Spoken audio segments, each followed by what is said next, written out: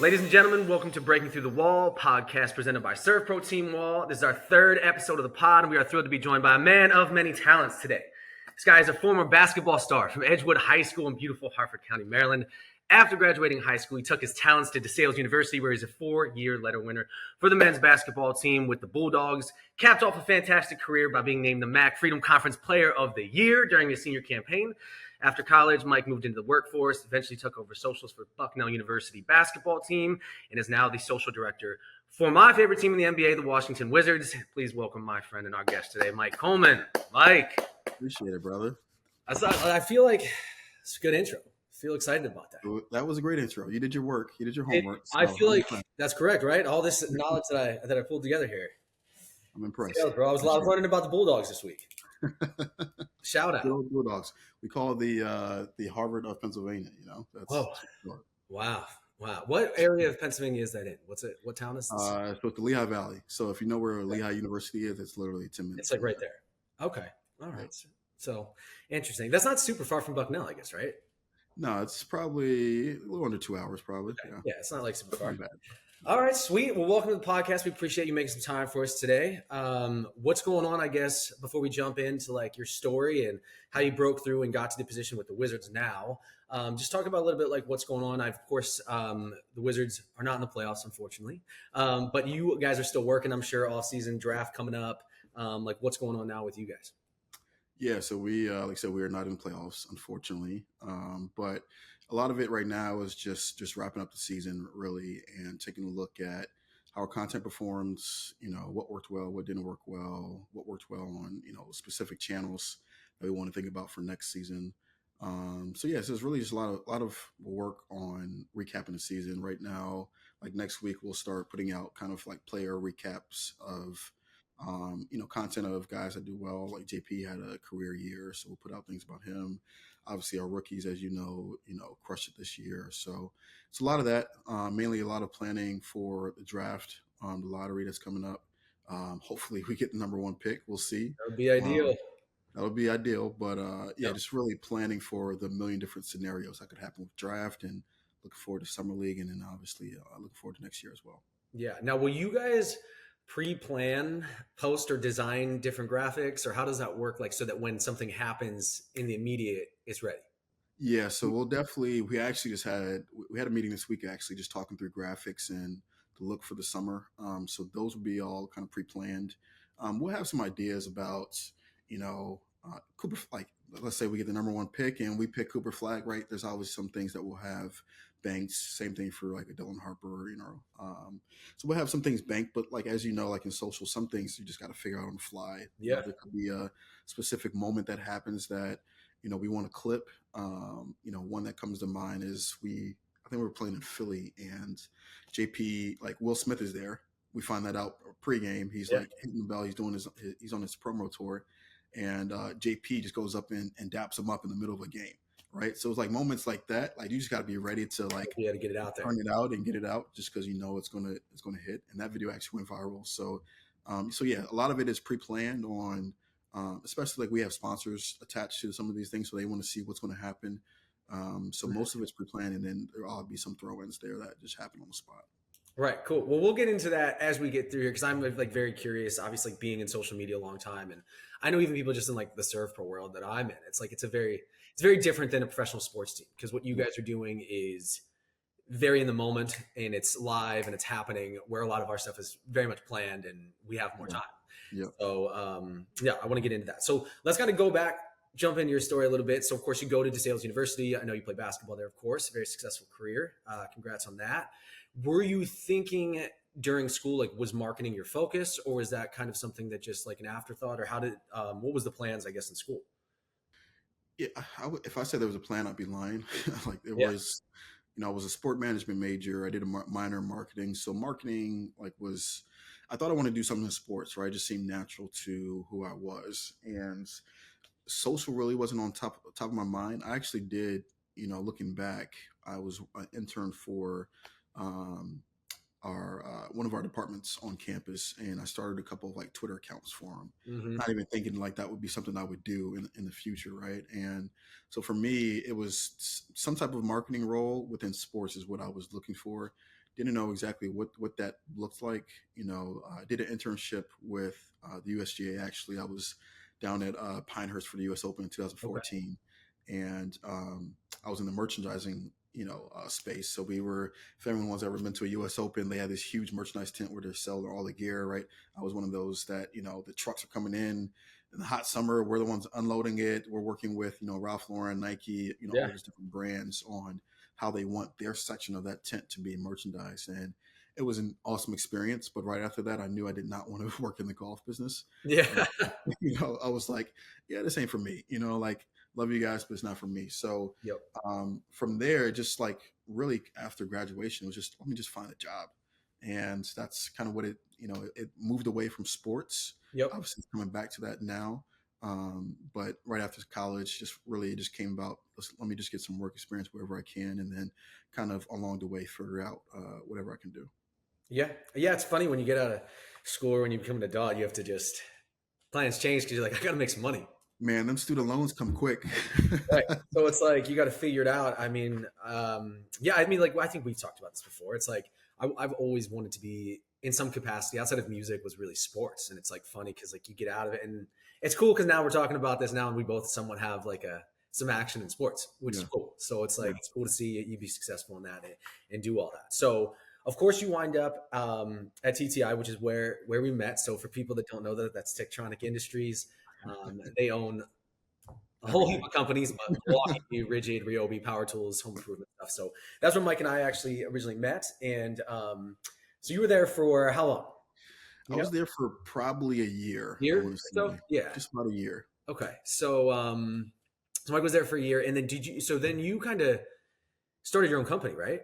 Is that Yeah, correct? so I actually had to stop before that. Okay. So we're at TTI. Me and my now wife, we're trying to move in together. So I actually moved over to a company called Colony Hardware. So like an easy transition Yep. from TTI selling power tools to now selling power tools. Just now, instead of doing it in Home Depot, I'm doing it on construction sites, which Gotcha. that's not me. You know me. Everyone knows me. Like, I did the same thing for another company at one point before TTI. yeah. Oh man, no. Me 6 a.m. in Philly on a high rise trying to sell, drywall tools. Just not me, Two right? master drywallers, by the way. Yes. My favorite thing was trying to sell. I did a thing with a jackhammer for a company that I won't name that I worked for, outside of DC. Actually, Yeah. like 6:30 a.m. to a bunch of guys that have been working in concrete, probably for Yeah. twice as long as that I was alive at the time.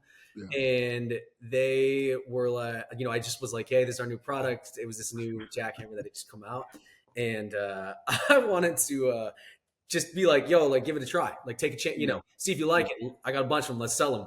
Yep. They were like, no, no, no. We want you to show us how it works. Come on. Dude, these guys are crying as my Yeah. 24-year-old self, Yep. I think at the time, is trying to use this jackhammer that I had no business using Yep. on a job site in Yep. front of like 30 dudes that were basically crying. I sold none. So, anyways, I'm glad I don't do that anymore, but I Yep. hear you. I hear Yeah. you. I So, know the how long were you at feeling. that place? I was there for just about a year as well. Okay. We were based in Philly, and then I was living just north of Philly with my fiance at the time, and I got the same feeling, right? It was like these guys have been doing it for 30, 40 years, and they're looking at you like you're an idiot. So, Yeah. which rightfully so, I probably did look like an idiot just trying to sell these things. But at the time, my wife was coaching, and in the coaching world, like everyone knows, like you're moving quite a bit. Yep. And she was finishing her master's. She actually played basketball at the Sales too. She was finishing her master's while she was coaching. So she finished her master's. She had to find a job, and Hmm. I knew that we would probably have to move a little bit. So I wanted to start something originally, just start something on the side, a side business. And I was actually out golfing. A buddy of mine introduced me to a guy in the Lehigh Valley who had a digital agency. He primarily was on the paid side for car dealerships, Yep. but he kind of opened my mind to the possibilities of starting a digital agency and what that could look like, the different routes you could do. You can do social, you can do paid, you can do website. I mean, you can do all these different Yep. things, right? And so while I was working for Colony, I started that on the side. It was helpful. My dad owns a company in Maryland, so just able to learn how to build a website was like the first step in that progress. And I realized that that wasn't something I was extremely passionate about. And then, I did a little bit of SEO. I was just really trying to learn everything, which I think has really helped me in my career. Sure. And sure enough, my wife ends up getting a job at Scranton University, who actually the head coach there was a guy that was coaching on my men's side. So I was very familiar with Okay. him. Yeah. And, but yeah, so it was like, you know what, I can either go find another job while we move to Scranton, or I can just take this side business and do it full time. And I'm like, you know what, I'm just going to go for it, and did it full time. And Sure. at the time where we were living, I didn't know everyone at the time, and especially you probably know this, this was huge in 2016, like for digital agencies, was to find a niche to Yep. market to. And it still is sort of, but that was really, big then. And so I actually just got a postcard from a dentist, and they were they were giving away, I think it was like free whitenings and free cleaning or something like that. Mm-hmm. And in the back of my mind, I knew that they probably spent a good $30,000 to $40,000 on just mailing alone, and they have no way to track. Old school. Right, old school, Yeah. right? They have no way to track. Okay, I just spent 30,000. What's coming back to me from that, right? So I took it as an opportunity to do a social media audit for them, and that was like my first time really going into social. And I did a social media audit for them just on what they were currently doing, what they could be doing, and then just how they compared to other dentists in the area. And I actually took them up on the offer. So I actually went and got the teeth cleaning. Oh, And wow. yeah, I went and did that, and they just happened to ask me, and I wasn't going to come out and say it, but they just happened to ask me like, "Oh, what do you do for work?" So I didn't tell them like I was in construction. I told them that, "Oh, I do social media." Sure. So the person that was cleaning my teeth, she goes, "Oh, well, we were actually been looking for someone to do this." And they were like, "Actually, the owner is here. Like, if you want to talk to him." I'm like, Yeah. "Absolutely." Like, this is Yeah. like, it's like a once in a lifetime type situation. And so I'm like, I run out to my car, I grab a social media audit, and I bring that to them. They go through it. They're like, "Man, you're prepared for this." Like, they were really impressed with that. And I didn't get them right then. They had some things going on, but down the line, I not only got them, but then they ended up bringing on close to 10 other. They were at the time buying other dental practices in Oh, the wow. area. Okay. So as they were growing, like they would just give me more and more clients. So it really gave me my base for how my company started. Started in the dentistry world. Wow. A wild space to start, but yeah, that's where I got my start. Yeah. I mean, that's great. I mean, but shows you like when you do some of the work and prepare Yeah, yourself, like you set yourself up for success, yeah, which is awesome absolutely. to hear. So how long, how long were you doing that? And what was, I guess, your focus like with the dentist practice? Was it mainly social campaigns? Were you doing like SEO, SEM? Like what kind of things were you doing, or everything? Yeah, all social. Okay. Just strictly social. They had other people that are doing their website, their SEO. Got you. I strictly focused on social campaigns and how we're bringing in new Hmm. Were you creating content like as far as like video content and things like that too? Or Yeah, so it was a little bit of video content. So then it was a lot of graphics, a lot of photos, Mhm. just working with each member within their practice, on just how to capture. Because I'm really, obviously, I can't be at every practice Sure. everywhere. So really was sending them content ideas during the week that I couldn't create myself, that I had to get from them, so that they had a schedule each week on like, okay, we need this, this, and this for Mike, and then we kind of got a good system on just collecting the content for me to then go ahead and turn out to social. Sweet. And then did you teach yourself a lot of this stuff? Like as far as, I mean, I'm only asking because I'm the same way. So like Yeah, a lot of what I've been able to yeah, do is just learning a on lot the of fly. YouTube, a lot of buying courses that probably shouldn't have bought. Just a lot of just exploration on. I was just very curious. I think that's like in my career, I've just been very curious about a lot of different things, and not only social, like that's what I'm in now, but I was curious about websites. I was curious about video. I was curious about SEO, just everything. Just my curiosity really just helped drive to everything that I was doing.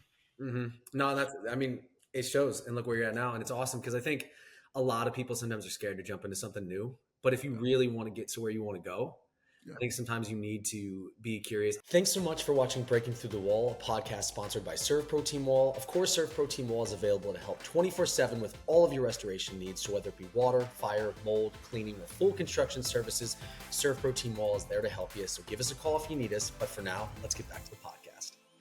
I mean, I remember trying to learn Google Ads. when Yep. I was in the music world. And it's just like, I wanted to figure it out because I was watching them do like these campaigns for other people on the different labels and things like that. And it's just like, Yep.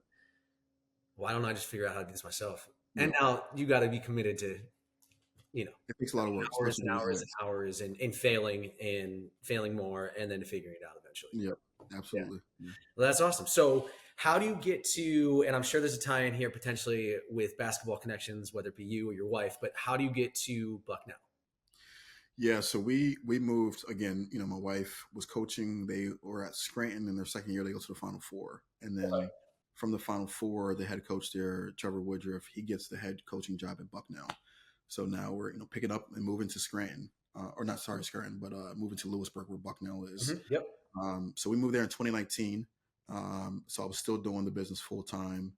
So I was probably 3 or 4 years in at that point, and COVID hits, right? Mhm. And as everyone does, everyone starts just thinking about everything. And I really realized that dentist and I was doing chiropractor. It's just really the medical field just wasn't passionate about it. Sure. And so I started exploring like, okay, how can I take this experience and get into sports? And it took about a year of just networking. And then eventually after COVID, people were starting to come back. I formed a relationship with some people in the department at Bucknell, and they end up hiring me to oversee all of the digital strategy, and that was in I think late 2021. Yeah. So from there, it was just really on just learning just because college athletics is completely different than dentistry. So right, so there were some common themes and some common principles I could use, but there's also learning what content works, what doesn't. So Yeah. I really just dove headfirst into everything at Bucknell. That's awesome. That's awesome. So, what was it just you as far as digital went at Bucknell, or did you have Yeah. anyone else that helped, or just you?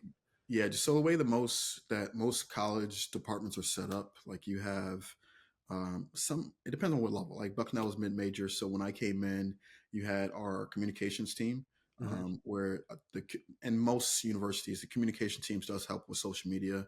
They're not necessarily driving the strategy and everything, but they're when they have their teams assigned to them, if they have a communications person assigned to softball, they're typically the ones posting for them. So when I came, it was just them.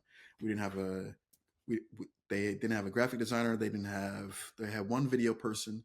We didn't have any cameras. The camera that they were using was like a 4K camera from like early 2000s. Like Yeah. wasn't great. Yep. Um, but so when I came in, it was just like I pretty much had free reign, and I also the guy I was reporting to.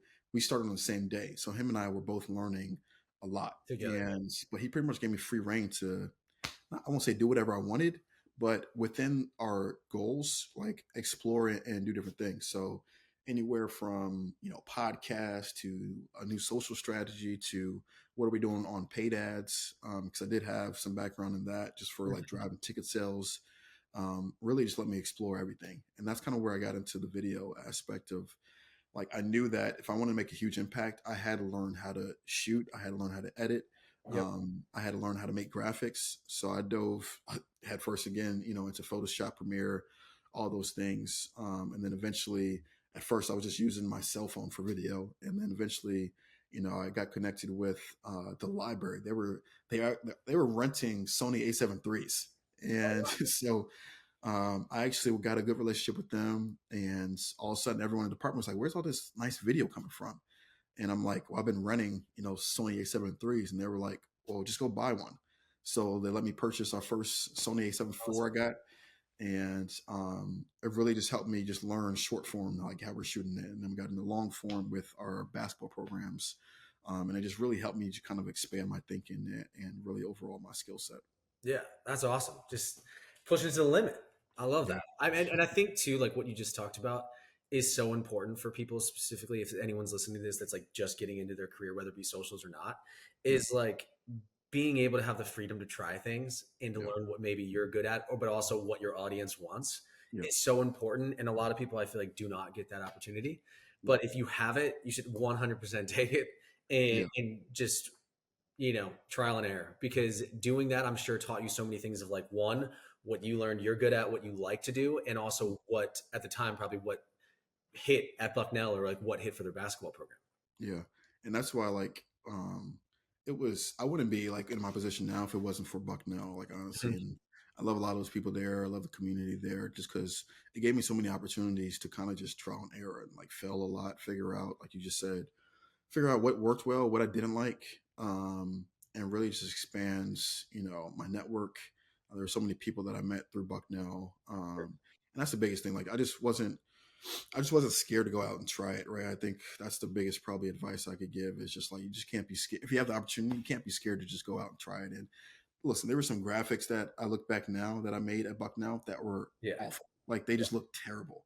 But you just have to go through those things to eventually just continue to get better and better. That's the growth though. Because I mean, I know I look back at some like video content or things that I've done, over my entire career, and you're like, at the time, I was really excited about it. Like I was Yeah, really like jacked about yeah. it. I was like, man, it's so cool. And now you look back, it's like 6, 7 years later. I'm like, that was a That was tough, not good. tough scene for me. That was not good. But nonetheless, well, that's cool. So how do you get from Bucknell to the Wizards? Yeah, so anyone that knows college athletics, like you're spread thin. Like you're not only I wasn't just doing basketball, but you have 27 sports at Bucknell, so you're sort of now you're not servicing everyone the same at the same level, right? Obviously, basketball is our main program, so they're going to get more than a water polo, right? Sure. And that's just the reality of it. But I was pretty much looking for to kind of again niche down, and I was a college hooper. I love basketball, like a basketball family, and I wanted to get to the NBA. So really, it was a lot of like cold outreach. I didn't know exactly what that looked like. I didn't know if it was social. I didn't know if it was content. I didn't know if it was like on the agency side. Sure. So for me, it was a lot of cold outreach on LinkedIn to people in positions that I thought I may be interested in. So, I was reaching out to VPs if they had a Bucknell connection. I was reaching out to them just to talk through like Yeah. what they do and see if it was something that I wanted to pursue. And then eventually, I got connected with a guy, Charlie Widows, who's been a huge in my career. For the last probably year or so. He worked for Brooklyn Nets. He was a VP of content. Cold DM'd him. I was like, "Hey man, love all the content you guys do." I don't remember exactly what I said, but pretty much said like your career is something I'd love to emulate. And if you have 15, 20 minutes, would love to just connect and kind of pick your brain on Sure. the NBA, your career, et cetera. And he DM'd me back and we hopped on a call and he was like, I usually don't do this, but he just said I liked your approach. And that's what there's been a lot of like students that have asked me like how to reach out to people on LinkedIn. And I think that's the biggest thing. Like you're going to get a lot of no's and people that just don't answer you. But for me, if you're genuine in your approach and you're trying to learn about that person, their business, how they got to where they are, you'll find, a handful that will answer you. So him and I was just chopping it up and he asked to see like just some of my work and he was more on the long form side for Brooklyn. Like they had this whole production company pretty much. And Okay. so I was actually doing long form content for Bucknell men's basketball program. And I had like 3 or 4 episodes. So I had some like material to give him Yeah. and he loved the work. He obviously knew that, I was the one that was shooting it. I was editing it. I was just doing everything. Right. And you're going to have some flaws in that type of scenario. But he loved the work. He loved, the growth that, where Bucknell was from a digital standpoint to where it was, after 3 years of being there. He loved all that. So they actually had a job open at the time. So he thought I'd be a good fit. So I went through the whole process Yeah. and eventually I was 1 or 2 finalists, just didn't get the job, right? They were looking for someone at the end, just changing their model and look for someone with more TV experience, which obviously just didn't have. And I didn't really, I was bummed, but I didn't really put my head down, didn't really tell this guy to, go screw off, right? Yeah. And really we just stayed connected. And I think that was in like March or April. And then come August, we had stayed in touch. Yeah. And come August, he hits me up. He was like, "Yo, there's a job with the Wizards. I think you'd be awesome for." He's like, "I know the people there. They're great people to work with." So he shot me the job. He said, "You want me to share your resume?" I said, "Yeah, absolutely." After I looked at the job description, and then 2 weeks later, they hired me. Man, that just shows relationships, networking. Yeah, That whole thing is awesome. Like the fact that you reached out, the fact that he connected you. You didn't get the first job, yeah, but then stayed in touch. Like that's such a huge thing, specifically not just in the world that kind of you and I operate in with yeah, digital and things like that, but just in general, just shows like never burn bridges and just yeah. yeah, keep Yeah, don't. conversations going. It just, or really anyone that's even into sales, it's like that just speaks volumes to just keeping good relationships with people. That's Yeah, awesome. yeah. It's Um, always. Yeah, go ahead. I was gonna say, so like this was your first full season with the Yeah. Wizards. Overall, how'd you feel like it went? Like kind of getting into it, and how did it go for you? Yeah, I thought it went. I tell you what, the first probably 60 days were rough. Like Mhm. it was hard. Like going from Bucknell to an Yeah, NBA team and being a director of social, like it's just a different beast. And so the first like 60 days, first 2 months were rough. Like it was a huge learning curve. I started September 30th, which was actually media day. So not the best time to yeah, start it's a tough. new job like that. Yep. So I didn't really have a runway to like ease my way in. It was like, you're in this thing and we're going like right now. And so it was a lot of tough lessons learning.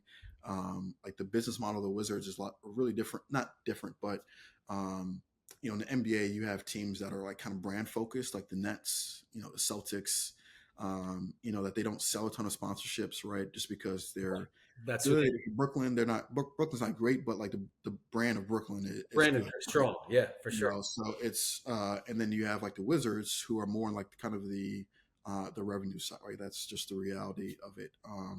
And so for us, it's like a lot of sponsorships are sold. So for me, it was learning just now. I dealt with sponsorships at Bucknell, just not at the level of an NBA team. So Yep. it was a lot of learning the sponsorships, like how they like to get their things, but it's just the output too. The volume of content is just completely different than a Bucknell. So the first 2 months were rough, but I'd say after that, we were able to, and we were actually short staffed at the time too, which didn't help either. Sure. But after the first 2 months, I really got a hang of it. Really got the flow of like just the season, the workflow of game days, non-game days.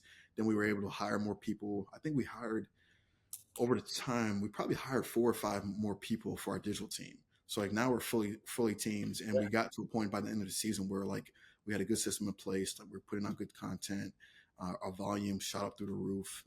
So we kind of like set a base for what we're looking forward to next season. Right. Kind of see what you guys, as far as volume goes, and see your numbers and all that stuff. Yeah. Awesome. Thanks so much for watching Breaking Through the Wall, a podcast sponsored by SERVPRO Team Wall. Of course, SERVPRO Team Wall is available to help 24/7 with all of your restoration needs. So whether it be water, fire, mold, cleaning, or full construction services, SERVPRO Team Wall is there to help you. So give us a call if you need us. But for now, let's get back to the podcast. I know you have some time for us today. I know you got to probably bounce here in a little bit. So I'll be quick with this. By the way, Actually, I take a lot.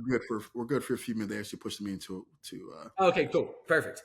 I know that, like, so I'm a huge, for people that don't know this, I'm a huge Wizards fan. I grew up in Maryland, and been a DC fan. Like, my first game was going to a Bullets game. That's showing my age, but I'm only 36, Mike. But seeing like Juwan Howard, like that was like the first time I'd gone to a game. My dad took me down there, and just stuck with the Wizards the whole time. So I take a lot of pride. I feel like knowing you, and I'm proud of what you've done. And it's cool because like obviously I follow the Wizards on socials, and like my oldest son is a huge Wizards fan, and it's funny, like we'll see clips of like Bub making a play or this and that, yeah. Jordan Poole hitting a three and this and that. When the clip goes up, and like it's funny, like London will kind of look at me, my son, and just be like, "Oh, that's cool." Like Mike had to probably give approval to make sure that that post was good, or do that. So it's cool to like that you're doing that. It's awesome. Super proud of you for like fighting through that stuff and getting the job you wanted. It's awesome. From a day-to-day standpoint of like, or game day, because I'm always like so interested in this, because I talked about in the beginning of when we first started talking here today. It's so interesting to me because a lot of what I do is such like prep work. It's like content, video content, Yeah. outside of like really what I do with like Penn State and University of Maryland and things like that. Of course, that's like live in the feel of it in game day. Yeah.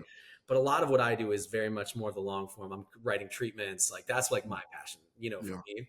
But I'm always like so curious and interested in how it works for a professional sports team that like, there's a play, 9 minutes left in the first quarter, like a dunk happens that you got to get out there, because not only, and I'm really curious to this because there's so many like aggregator posts and sites out there that like, I don't know if they're stealing. I don't know what they're doing. They're stealing it. They're That's stealing it, that's right? another topic for they're You don't have stealing to get into it, but I'm saying like they're going to post that on Twitter, or X. They're going to post on Instagram. They're going to do this like, and I'm just like, I know there's like all these different sites, House of Highlights and all these different things that like I see, and being in the basketball world, and of course I coach too, like the high school level, so I see my players posting stuff, and it's like how quickly Like, is it like a time crunch? Like, if, say there's like a, we throw an oop to Key or something like that, and you got to get it out there, or he blocks a shot. Like, how quickly are your people getting clips out?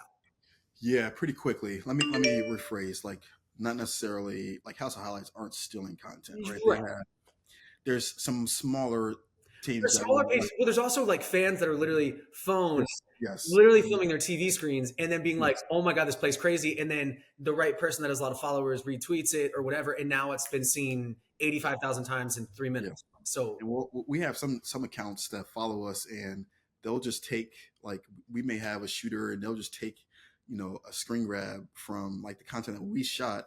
They'll yeah, post it themselves, and sometimes get better engagement than we. So like, right. anyways, so but yeah, so like we have a crazy play. So pretty much we're all in arena, and we typically would have one, maybe two shooters, Okay. one sitting baseline, and then we may have one floating, and then we'll sometimes have a photographer that's floating around. But we all work through Slack. So from we have our social team, which is three of us, our content team, which is probably 4, 5, 6 people, and then we have like a productions crew as well that kind of helps in whenever we see fit. So if a play happens, if it's a crazy play, everyone knows like we need that, right? So Yep. we have two options really. One option is through ClipPro. ClipPro is what every NBA team uses. So like if you see like the broadcast clips Hmm. that you see on X or Instagram, like those are coming from ClipPro. That it's just a live feed that gets sent to us. It automatically clips every play that you could possibly want. So we have that option if we need it super quick. The other option is if someone got like one of our shooters got a good angle of it, we'll have someone run out during the next timeout. So if it happens at the 7-minute mark and there's a timeout at the 6-minute mark, someone run out, grab that card, and then we'll have a editor like on standby to then go ahead and cut that clip for us so that we can post it Okay.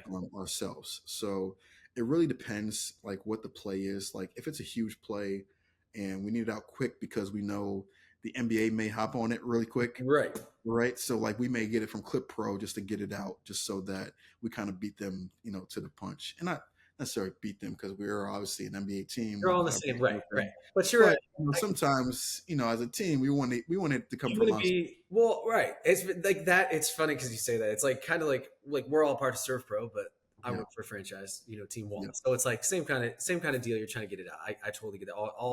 All grow in the same way, but you're an individual brand of that. So yeah, absolutely. so I totally get that. And then how does like the caption come about? Like who's writing that? Like, So it depends. It depends on per platform. So we'll split up okay. platforms.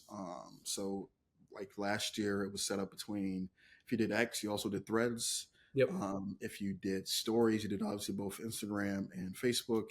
If you did Instagram Grid, you were also doing Facebook. So we pretty much whatever platform that you have control of, you have the freedom to create the caption for it. Okay. So sometimes like the only time we'll like have some hesitation, like if it's something that we think might be a little questionable, like we'll send it to our social chat, and then we'll kind of get eyes on it really quick and say, maybe change this or Yeah. maybe change that, and then we just kind of let it fly. Just work as a team. Yeah. Yep. The amount of time that companies, by the way, probably spend on captions is Oh is yeah. is It's outrageous. yeah, Let me yeah, be for very sure. clear with that. That's awesome. No, that's cool. I appreciate you answering some of those questions because I was honestly curious myself. So, Yeah. well, I'm excited to see what you guys do next year, and obviously, like, see what happens. Hopefully, I'm really hoping you're going to be creating some graphics that say the Wizards have the number one pick. We can only hope. That would be ideal. I'm ready for the lottery. So, before I let you get out of here, let me just find out a little bit more about you. So, I don't want you thinking too much. I'm just going to hit you with Okay. some favorites here. Favorite Wizards player of all time. All time, I probably gotta go John Wall. Like it's hard not to say John Wall Yep. for me. I was telling Mike before we started filming today how much I love John Wall. So it's the best answer you can give. We love that. Huge John Wall guy. Favorite arena that you were in this season? Oh, the Clippers' new arena is pretty impressive. Yeah. I would probably either have to say Clippers or Lakers, just because the history of just Lakers Yeah. and like In yeah, LA. Yeah. The Clippers arena looks wild. it's nuts. They thought And of every possible thing you could think of, I mean, and Steve Ballmer is doing it up. So yeah, he I really dig is. it. Favorite musician or artist? So I listen to a lot of gospel. Like I love Fred Hammond. if it was gospel, Fred Hammond. Christian rap would probably be Lecrae. Just secular rap would be J. Cole for sure. Okay, I like it. Only concert I've ever been to, two J. Cole concerts. Oh, really? Yeah. Wow. All right, I dig it. I like J. Cole. Favorite meal? Oh, man. Love pizza. Simple. You put I'm a anything on simple that guy. pizza or just cheese? It's cheese. I'm a simple guy. Simple guy. All right. Mhm. Favorite vacation spot that you've been on? Italy. Oh, okay. Yep. Any specific place in Italy or just? Actually, my dad was in the Navy, so we lived in Italy for 5 years. There's Oh, wow. a little island called La Maddalena. It's off the coast of Sardinia. That's the favorite spot right there. That's awesome. Yeah. All right. Well, damn, I'm going to check it out. Maybe have to Yeah. get out there, It's a good spot. That's what's up. All right. Before I let you go, you touched on it a little bit, I think, when we were talking about socials and the Bucknell thing, but just so we can get it to wrap this up, for people that are watching that are maybe just starting in social media or digital marketing or different things like that, what's really the biggest piece of advice or anything that you can give to them that would maybe help them kind of jump into it, or something that they should focus on? What would you kind of say to those people? Yeah. I would say probably a couple things, two or three things. Number one would be um, never stop being curious about anything, right? Always look for different ways you can expand your skill set. I mean, it just, even things like my dad used to say to me when I was younger, and I used to hate when he would say, like, don't be scared to, try XYZ. And I hated it. And looking back, like, it's just such a good piece of advice because you never know down the line where it's going to get you or when you're going to need it. Secondly, just don't be afraid to expand your network. Like I love LinkedIn, like just don't be afraid to, even if you're not looking for a job, like just to be willing to connect with different people in your industry, outside your industry. It's just good to have a network of a multitude of people that can, maybe help you. You can maybe help them. It's just been something that's definitely helped me along my career. And third, just try to outwork everybody, right? Like I think it's a cliche thing to say, but in reality, like hard workers stand out, especially in the sports industry. Like we already work so many different hours. People that are willing to go an extra step, you'd be surprised, like the people that aren't willing to do that. So I think just being intelligent, being a hard worker, those things kind of really help you stand apart from everybody else. I love it. I think it's all great. I think that a lot of that too is probably being a former athlete. You Yeah, know, for sure. I think that plays in the professional world as well. Mhm. But there you have it from Mike Coleman, ladies and gentlemen. That means listen to your dad, be curious, and outwork everyone. I love Listen to it. your parents, kids. I love it. Well, Mike, we really appreciate you coming on Breaking Through the Wall. It was a pleasure kind of listening and hearing about your story, and we appreciate you making some time for us and sharing that. And I think some people are going to find some solid interest in that. So we'll be watching, what you're doing. You have one of those jobs where we all get to see the work that you put out. Mhm. So I hope you have a great season, all season with the Wizards, and then jumping into next year. And I'll, of course, be watching. So we appreciate you, man. All right. Awesome, man. Appreciate it. Okay. We'll catch you next time. All right. Yes, sir. Have a nice to see you.